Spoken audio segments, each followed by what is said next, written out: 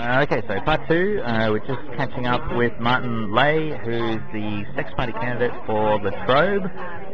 We just wrapped up that last little MP3 as Fiona Patton, the convener of the Sex Party, just wrapped up an interview they're talking about with all their volunteers. So we're getting back to Martin. Now, Martin, what do you think about voluntary euthanasia? Again, it comes down to quality of life. If there's no quality of life, why keep it going? My mother, she died passed a couple of years ago, and she had it in her will, or her last, what she brought out was that she didn't want to be living as a vegetable. If there's no hope, she wanted to play forward, and we agreed with it. You know, she died with dignity, and that's what we've got to look at. It can't be, oh, I'm sick, let's pull the plug now. You've got to go through a process. You've got to get an independent person to look at it, family agree to it, but it's not just that, let's do it now. You know, they've got to hospital care first, if that's an option. If that's an option, then that's great. If at the end of the process, the only answer is die with dignity, then they should be able to do it. I think die with dignity is probably a catchphrase that a number of political organisations have been catching up on lately. And look, again, as an impartial interviewer, I actually really agree with that. So whatever. Stem cells. Yeah, the technology is there. I'm a type 2 diabetic. If that sort of research could help me get over this. My brother, he's a type 1 diabetic. He's been type 1 diabetic for 30 years. He a big fatty, Martin? No, he's not. He was a butcher, so he was pretty fit. If it can help him getting off his needles. I've got another niece who's a diabetic through birth. She got gestational diabetes while she had the child, when she was pregnant. Went away, she's got it back. She's on insulin now. Those sort of things, you know. What they can do with it is amazing, but they've got to be allowed to do it. Just to clarify, Martin, you are in favour of people investigating stem cell research in order to provide genetic therapy for adults for a range of genetic disabilities. Yeah, of course. Great. Education. Now, you are old enough to remember when tertiary education was free in Australia. I actually went through it when it was free. What did you study? I was at school till Form 4, which is year 10 these days. Then I left and got a trade, and when I was 16 you could do that. I'm a qualified chef, I did that. But I also went back to school in 1979 to finish my schooling, to do year 11 and year 12, which is the VCE equivalent. Yeah, it was great. Yeah, there was no pressure. I'm one of 8 children. So my parents wouldn't have been able to afford to raise us and put us through the education system to this day as we were back in those days. Climate change. It's there, and something's got to be done about it. It's got to be done now. None of this, our policy is better than your policy. You don't need talking about, which is what's going on between the big two and the Greens. They've got to sit down and say, right, something's got to be done. If it doesn't if we don't start doing something now, our children, my kids' children, will pay for it later on. So this is the point. It's net, do it now, or it's over.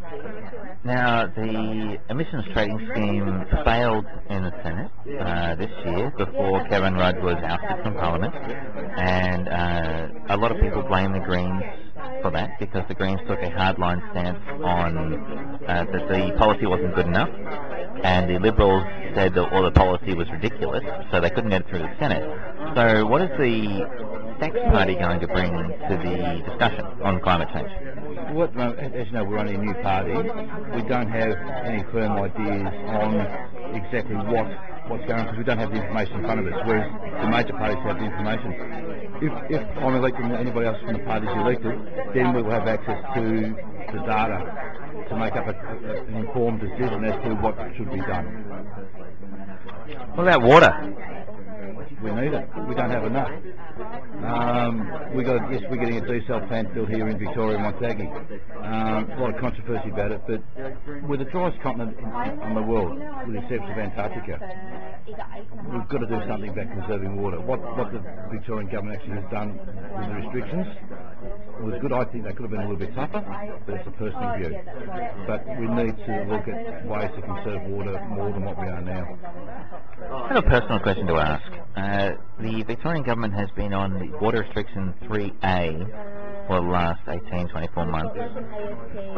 Why don't they have the balls to go to water restrictions 4? I don't know, they should have.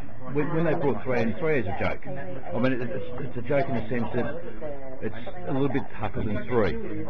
They should have come into 4. There are places in this state and in this country that are at 4, 5 and 6, because they don't have any water at all. Yeah, our dams are a little bit fuller now. We've had some great rain over this last winter, autumn and winter, but we've better rain than we've had in the last 5 or 8 years. But still not near enough. They should have bit the bullet and said, right, 4 it is, and that's all there is to it. People will get used to it. All right, they're going to whinge and moan and groan about it, but in the long term, it's what has to be done. Someone's going to make hard decisions.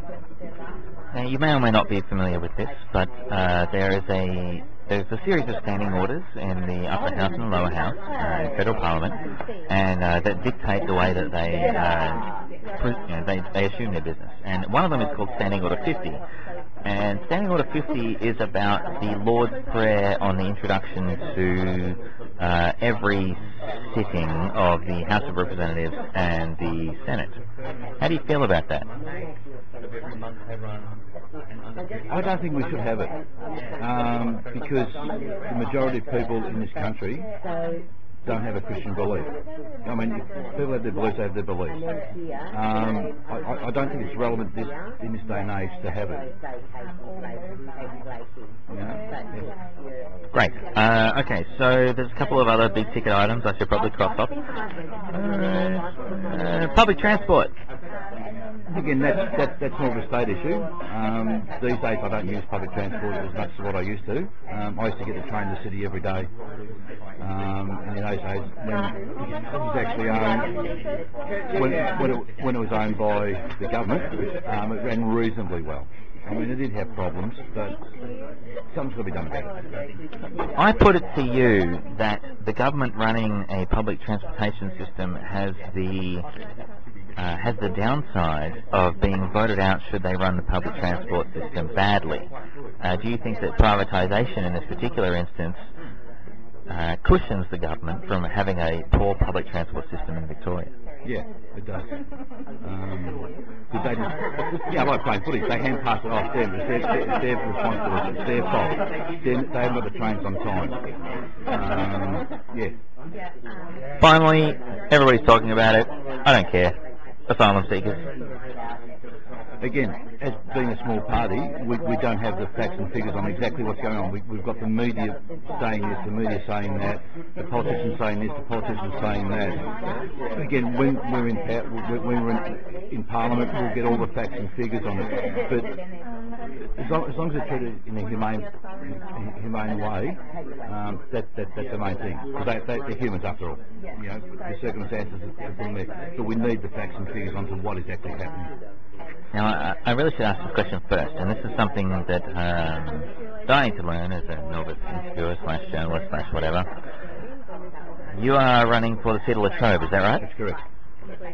What do you bring to the electors of Latrobe that the current member of Latrobe doesn't bring?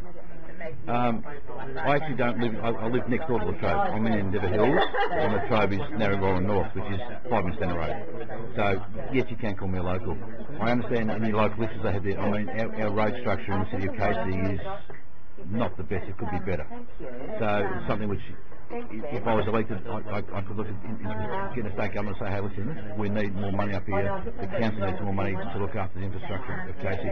Casey's one of the biggest growing areas on that side of Melbourne. It needs infrastructure in there. That's the main thing.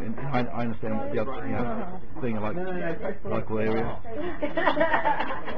Well, look, that's pretty much it for my list of questions, Martin. Thanks very much for your time. I'm sure we'll speak to each other again over the course of the campaign trail, and very best of luck. Thank you, mate. Hey, good luck.